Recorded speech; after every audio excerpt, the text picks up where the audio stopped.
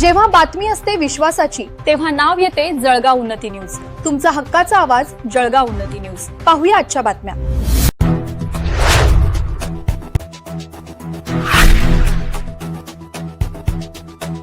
मालेगाव चाळीसगाव रस्त्यावर ST and Eicher ट्रकचा भीषण अपघात.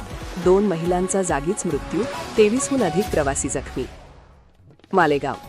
मालेगाव चाळीसगाव रस्त्यावरील दहिवाळ शिवारात आज बुधवार 19 ऑगस्ट रोजी सकाळी एसटी बस आणि भरधाव आयशर ट्रकमध्ये झालेला भीषण अपघात अत्यंत हृदयद्रावक ठरला. या समोरासमोर झालेल्या धडकेत 2 महिला प्रवाशांचा जागीच मृत्यू झाला असून 23हून अधिक प्रवासी गंभीर जखमी झाले आहेत. अपघाताचा टणकार एवढा प्रचंड होता की दोन्ही वाहनांचा अक्षरशः चक्काचूर झाला. नाशिक पाचोरा एसटी बसला भीषण अपघात.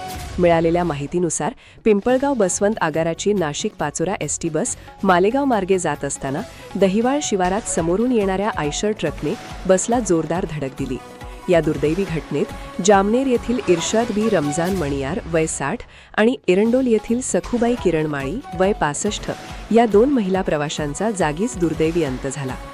जखमींवर उपचार सुरू, काहींची प्रकृती चिंताजनक. अपघातात एसटी बसचे चालक, वाहक आणि 23 ते 30 प्रवासी जखमी झाले आहेत.